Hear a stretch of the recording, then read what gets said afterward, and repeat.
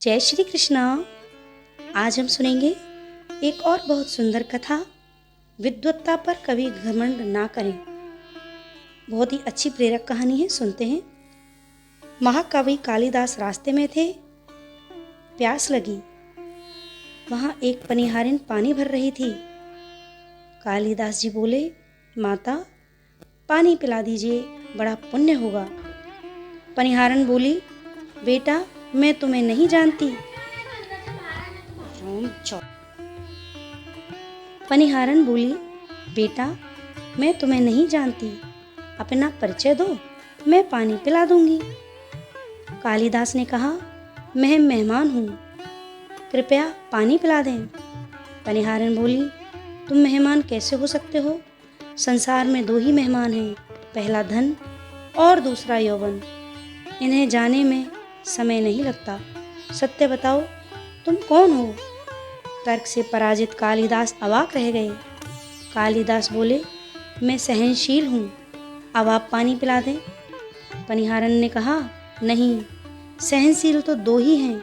पहली धरती जो पापी पुण्यात्मा सबका बोझ सहती है और उसकी छाती चीरकर बीज बो देने से भी अनाज के भंडार देती है। दूसरे पेड़ जिनको पत्थर मारो फिर भी मीठे फल देते हैं। तुम सहनशील नहीं, सच बताओ कौन हो तुम? कालिदास मूर्छा की स्थिति में आ गए और तर्क वितर्क से झल्ला उठे। कालिदास बोले, मैं हठी हूँ। पनिहारन बोली, फिर असत्य। हठी तो दो ही हैं, पहला नख और दूसरा केश। कितना भी काटो बार बार निकल आते हैं। सत्य कहें, आप कौन हैं? कालिदास अपमानित और पराजित हो चुके थे। कालिदास ने कहा, फिर तो मैं मूर्ख ही हूँ। पनिहारन ने कहा, नहीं, तुम मूर्ख कैसे हो सकते हो? मूर्ख तो दो ही हैं, पहला राजा जो बिना योग्यता के भी शासन करता है और दूसरा दरबारी पंडित जो राजा को प्रसन्न करने के लिए गलत बात पर भी तर्क करके उसको सही सिद्ध करने की चेष्टा करता है। कुछ बोल न सकने की स्थिति में कालिदास वृद्ध पनिहारन के पैर में गिर पड़े और पानी की याचना में गिड़गिड़ाने लगे। वृद्धा ने कहा, उठो वत्स। आवाज़ सुनकर कालिदास ने ऊपर देखा तो साक्षात माता सरस्वती वहां खड़ी थी। कालिदास पुनः नतमस्तक हो गए। माँ ने कहा, शिक्षा से ज्ञान आता है, ना कि अहंकार से।